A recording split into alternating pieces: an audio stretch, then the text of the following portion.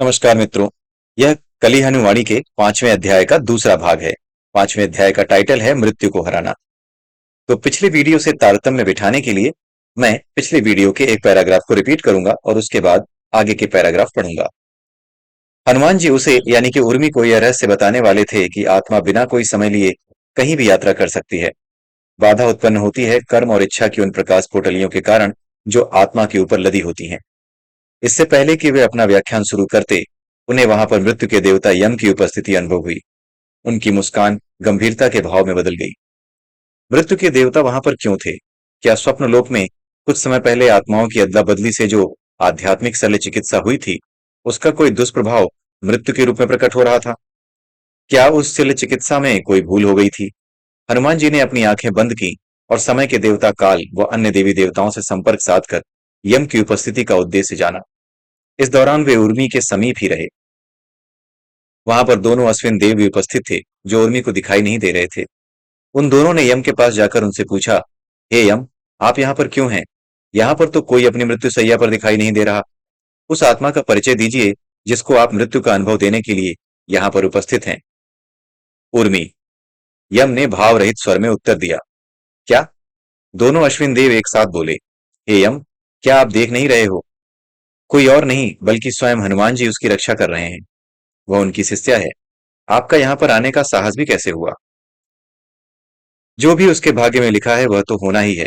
मुझे नहीं लगता कि हनुमान जी मेरे कार्य में अड़चन पैदा करेंगे। यम ने उत्तर दिया। इस बार उनकी भाव रहित ध्वनि में क्रूरता जान पड़ी। भाग्य? अश्विन देव बलपूर्वक बोले। वह सुरक्षित हनुमान जी की छांव में बैठी है, वही उसका भाग्य है। उसे वह सुरक्षित छाया छोड़नी ही पड़ेगी।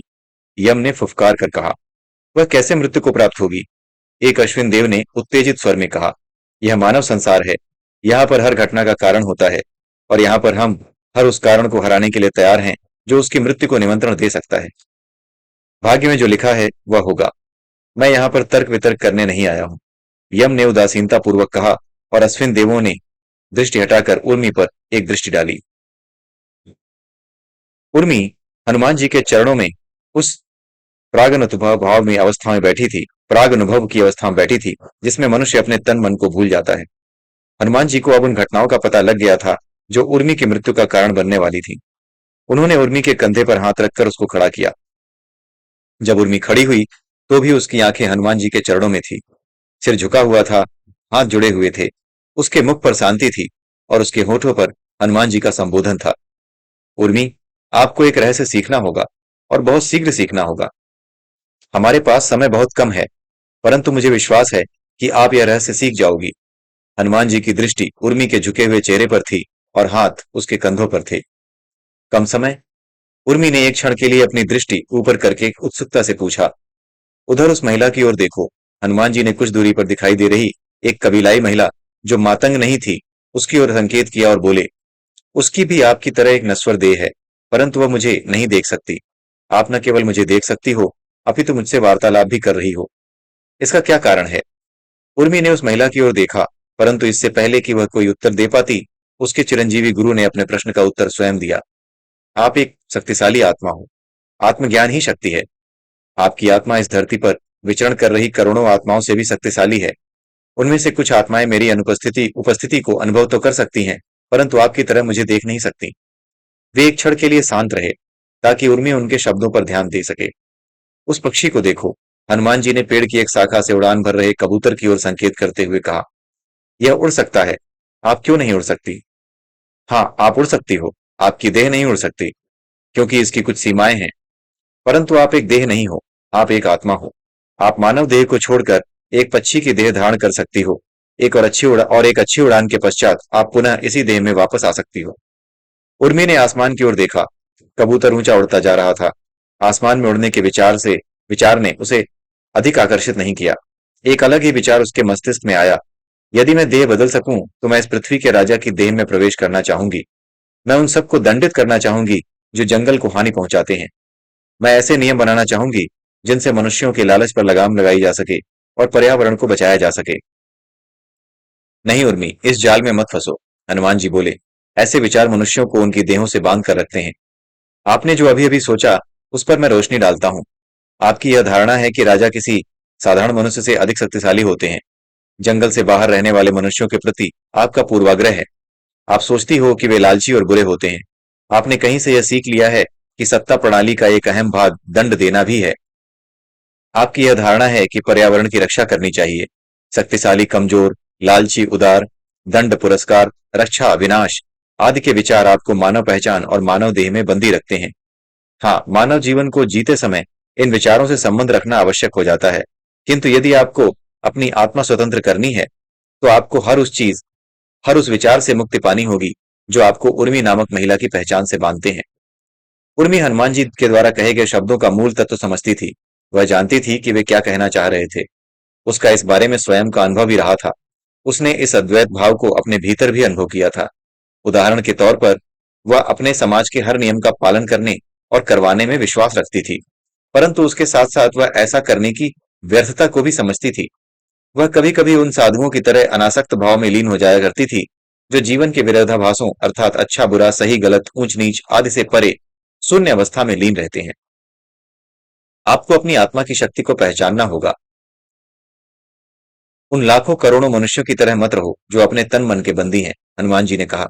उर्मी न केवल उनके शब्दों को सुन रही थी, अपितु इन शब्दों को अपने निजी अनुभवों से जोड़कर समझ रही थी। मैं आपको समर्पित हूं देव। मुझे आप जिस रास्ते भी ले जाना चाहो उसी रास्ते चलने को तैयार हूं, उर्मी ने कहा। कुछ समय पहले आपकी आत्मा स्वप्न लोक में थी, क्या आपको स्मरण है? हनुमान जी ने पूछा। हाँ देव, मैंने स्वप्न लोक के बारे में बाबा से जाना है। जब मेरी देह यहाँ पर सो जाती है तब मेरी आत्मा उस लोक में यात्रा करती है। क्या आपने कभी विचार किया है कि आपकी आत्मा सहस्त्रों मील की दूरी बिना समय लिए पूरी कैसे कर लेती है? यदि हम दूरी की बात करें, स्वप्न लोक तो हमारे सौर मंडल में भी नहीं है। वहां पर देह का जाना असंभव है, परंतु आत्मा वहां जा सकती है। हाँ देव, मैंने बाबा से यह ज्ञान प्राप्त किया है। आत्मा ब्रह्मांड में कहीं भी जा सकती है, कहीं भी यात्रा कर सकती है, किंतु केवल तभी जब आत्मा अपने ऊपर लदी कर्म और इच्छाओं की प्रकाश पोटलियों से बाधित ना हो। हनुमान जी ने उर्मी का वाक्य पूरा किया और बोले, आत्मा के लिए दूरी कोई मायने नहीं रखती। आत्मा के लिए यह वृक्ष उतना ही दूर है जितना चंद्रमा। यदि आपकी आत्मा कर्म और इच्छाओं की प्रकाश पोटलियों से बाधित ना हो तो वह चंद्रमा पर भी जा सकती है और सूर्य पर भी, वह भी बिना कोई समय लिए। कर्म और इच्छाओं का सांसारिक भाषा में क्या अर्थ है? कर्म और इच्छाएं आपकी पहचान बनाती हैं, जिसमें आपकी धारणाएं, चित्तवृत्ति, आपके राग, आपके द्वेष आदि आते हैं। मैं आपसे यह अपेक्षा नहीं रखता कि आप कर्म और इच्छाओं की सभी प्रकाश पोटलियों को तुरंत त्याग दो। मैं आपकी तुलना उन देवी देवताओं से नहीं कर रहा जो ब्रह्मांड के किसी भी कोने में कभी भी जा सकते हैं, परंतु मैं आपसे इतनी अपेक्षा अवश्य करता हूं कि आप अपने समाज के अन्य जनों से अधिक योग क्षमता दिखाओ। अपनी सीमाओं को बड़ा करो उर्मी, इससे पहले कि वे सीमाएं आपको मृत्यु के कगार पर ले आए। हनुमान जी अपना वाक्य पूरा करने से पहले रुक गए, परंतु उर्मी स्थिति की गंभीरता को समझ गई थी। उसे अपनी रीढ़ की हड्डी में सिहरन सी अनुभव हुई।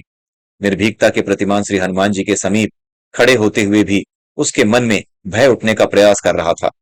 देव, योगियों द्वारा एक देह से दूसरी देह में यात्रा करना कैसा होता है? क्या यह सपनों की तरह होता है जहां हम अनियमित और क्रम रहित दृश्य जीते हैं? हाँ, कुछ कुछ वैसा ही होता है, हनुमान जी ने उत्तर दिया।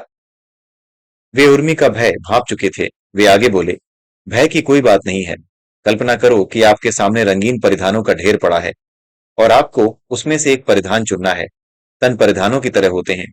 आप एक ही परिधान के भीतर बंद हैं, मानव परिधान के भीतर। जब आप अपने आप को इस परिधान से स्वतंत्र कर लेती हो तो आपके लिए बहुत सारे परिधान उपलब्ध हो जाते हैं, जिनमें से आप कोई भी पहन सकती हो। आप वही पहनोगी जो आपको सबसे अधिक उपयुक्त लगेगा। हे देव, मैं इस परिधान से मुक्त होने की इच्छा प्रकट करती हूँ। कृपया मेरा पथ प्रदर्शन करें। उर्मी अपने भय को उच्च स्वर के पीछे छिपाने का प्रयास करते हुए बोली। उसकी दृष्टि भूमि पर थी और गर्दन अकड़ी हुई थी। एक विशालकाय बादल जो मृत्यु से भी काला था, आसमान में छाकर सूर्य को निगल चुका था। आंधी आने वाली थी। पक्षी शांत हो चुके थे। पशु अपने ठिकानों की ओर दौड़ रहे थे। वहां पर उपस्थित कबीलाई जन भी अपना कार्य शीघ्रता से निपटाने की चेष्टा कर रहे थे ताकि अपने अपने डेरों की ओर शीघ्र प्रस्थान कर सकें। उर्मी की सहेलियां इकट्ठी की गई ईंधन की लकड़ियां बांध रही थीं। उर्मी चूंकि हनुमान जी की दिव्य ज्योति के नीचे खड़ी थी, इसलिए उसका ध्यान अपने आसपास बढ़ते जा रहे अंधेरे की तरफ नहीं गया था। मैं आपको एक राजा की कहानी सुनाता हूँ। हनुमान जी ने गहरे ज्ञान को तुरंत प्रदान करने का उपाय निकाला और बोले, एक राजा का भव्य महल था।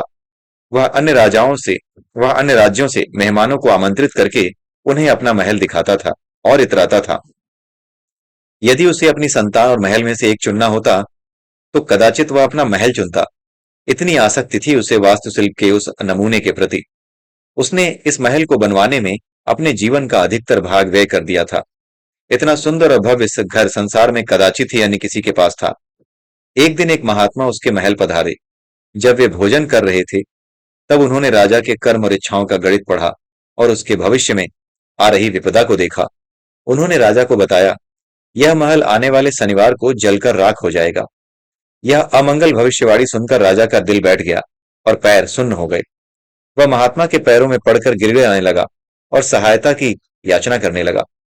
महात्मा ने एक उपाय सुझाया। वो बोले, यदि आप इस महल को बचाना चाहते हो तो आपको यह महल त्यागना पड़ेगा। आपको इसे पूरी तरह भूलना होगा। शनिवार तक जंगल में जाकर किसी झोपड़ी में रहो। इस महल के बारे में कोई भी विचार आपको छूना भी नहीं चाहिए। राजा रोने लगा। उसे यह उपाय समस्या से भी बदतर लगा। वह उस महल को कैसे त्याग सकता था जो उसे इतना प्रिय था। महात्मा ने राजा की दुविधा को समझा और अपने बताए गए उपाय के पीछे का रहस्य समझाया। वे बोले, बच्चे की तरह रुदन मत करो। आप एक राजा हो। सोचो, भाग्य में यह लिखा है कि आपका घर जल जाएगा। यह नहीं लिखा है कि यह महल ही जलेगा। यदि आप शनिवार तक इस महल को त्याग दो और किसी अन्य स्थान को अपना घर बना लो तो आपका नया घर जलेगा, यह महल नहीं। राजा को अब आशा की किरण दिखाई दी। उसने महात्मा द्वारा सुझाए गए उपाय को अपनाने की बजाय अपना ही एक उपाय ढूंढ निकाला। महात्मा को अपना उपाय बताते हुए वह बोला, हे महात्मा जी, इस महल के प्रति आसक्ति को त्यागना मेरे लिए असंभव है। मैं जागृत अवस्था में हर पल इसके बारे में सोचता हूँ। क्यों न शनिवार को मैं कोई शक्तिशाली मादक पदार्थ ग्रहण कर लूं। मैं गहरी नींद में चला जाऊंगा और आसक्ति की किसी भावना का पैदा होने का प्रश्न ही नहीं उठेगा। तकनीकी रूप से शनिवार को मेरा घर स्वप्न लोक में होगा और मेरा स्वप्न लोक वाला घर ही जलेगा। अधिक से अधिक मुझे एक बुरा सपना आएगा। मेरा मानव संसार का महल सुरक्षित रहेगा। महात्मा ने शांत भाव से कहा, जो हल मैंने आपको बताया है, यदि उससे सरल कोई हल होता तो मैं आपको पहले ही बता देता। मेरा गणित कहता है कि आपका मानव संसार का घर जलेगा, स्वप्न लोक का नहीं। यदि आप अपने प्रिय महल को बचाना चाहते हो तो आपको वही करना होगा जो मैंने कहा है। भोजन करने के पश्चात महात्मा जी ने प्रस्थान किया, परंतु राजा का मन उस महल के विचारों से दूर नहीं हुआ। उसने अपने महल से हर वह चीज हटा दी जिसके कारण आग उत्पन्न हो सकती थी। डग डग पर पानी और रेत का प्रबंध किया गया ताकि आग को रोका जा सके। उसने महल में डग डग पर सैनिकों को तैनात कर दिया ताकि वे अग्नि से लड़ सकें। शनिवार आया और सुबह सवेरे ही उस शत्रु को भी ले आया जो महल को जलाकर राख करने वाला था। विधि का विधान विधान देखिए। शत्रु उस रास्ते से आया जिसकी राजा ने कल्पना भी नहीं की थी। आसमान से एक भयानक बिजली पड़ी आसमान से एक भयानक बिजली पड़ी और न केवल पूरा महल नष्ट हो गया, अपितु महल के स्वामी का दंभ यानी उसका अहंकार भी नष्ट हो गया। वह राजा अपनी संपत्ति से अनासक्त नहीं हो सका, परंतु आप हो सकती हो। उर्मी, आप एक मातंग हो और सभी मातंग अपने छोटे बड़े सभी कर्म अनासक्ति से करते हैं। देव, मेरे पास तो कोई संपत्ति नहीं है। मुझे किस संपत्ति से अनासक्त होना है? उर्मी ने पूछा। हनुमान जी ने उत्तर दिया, वैसे तो इस संसार में कुछ भी अपना नहीं होता, परंतु अज्ञान के कारण मानव यहाँ पर कुछ चीजों को अपना मान बैठता है। मानव देह भी आत्मा की संपत्ति नहीं होती। मातंग होने के कारण आप जानती हो कि आप इस देह रूपी सराय में केवल एक यात्री हो, परंतु आपको इस देह के प्रति जो भी थोड़ी बहुत आसक्ति हुई है उसको भी त्यागना पड़ेगा। आपकी देह पर वही विपत्ति मंडरा रही है जो उस राजा के महल पर मंडरा रही थी। कौन सी विपत्ति देव? मैं समझी नहीं। मृत्यु। जब से हनुमान जी ने उसको देह से अलग होने की तकनीकी समझाना शुरू किया था, तब से वह भयभीत और चिंतित थी, परंतु मृत्यु की भविष्यवाणी सुनकर उसे डर नहीं लगा, अपितु पहले से जो डर और चिंता थी वह समाप्त हो गई। वह बोलती है, मैं समझती हूँ देव, आप भविष्य देख सकते हैं, इसलिए आपको मेरे देह पर मृत्यु का संकट वैसे ही मंडराता दिखाई दे रहा है जैसे उस महात्मा को राजा के महल पर संकट मंडराता दिखाई दे रहा था। यदि मैं इस देह को पूरी तरह छोड़ देती हूँ और इसके प्रति सभी आसक्तियां समाप्त कर देती हूँ तो यह देह मेरी नहीं रहेगी। जो देह उस समय मेरी होगी वह मृत्यु को प्राप्त होगी, यह देह नहीं। बिल्कुल सही समझा उर्मी। हनुमान जी ने गहरी सांस लेते हुए कहा, जैसी मैंने अपेक्षा की थी उससे भी अधिक सहजता से आपने इस भविष्यवाणी को स्वीकारा है। मुझे प्रसन्नता है। मृत्यु कोई बहुत बड़ी चीज नहीं है, इससे घबराने की कोई आवश्यकता नहीं है। जैसे आपकी आत्मा अन्य अनुभव जीती है, उसी तरह मृत्यु भी एक अनुभव है। जिसको आपकी आत्मा जीती है। यदि भविष्यवाणी मात्र यह होती कि आपकी देह की मृत्यु होगी, तो आप स्वप्न लोक में जाकर कोई देह धारण कर सकती थी और उसके माध्यम से मृत्यु का अनुभव कर सकती थी। परंतु भविष्यवाणी यह है कि आपकी उस देह की मृत्यु होगी जो मानव संसार में हो। परंतु मानव संसार में भी ऐसी बहुत सारी देह हैं जो इस समय स्वाभाविक मृत्यु की कगार पर हैं। आप उनमें से किसी भी देह को अपना बनाकर उसके माध्यम से मृत्यु का अनुभव कर सकती हो और उसके पश्चात इस देह में पुनः आ सकती हो। इससे आपकी यह देह सुरक्षित रहेगी। अगले वीडियो में अगले भाग के साथ फिर मिलेंगे। अभी इस अध्याय का एक भाग और बाकी है। तब तक के लिए जय सिया राम, जय श्री कृष्णा, जय श्री राधे।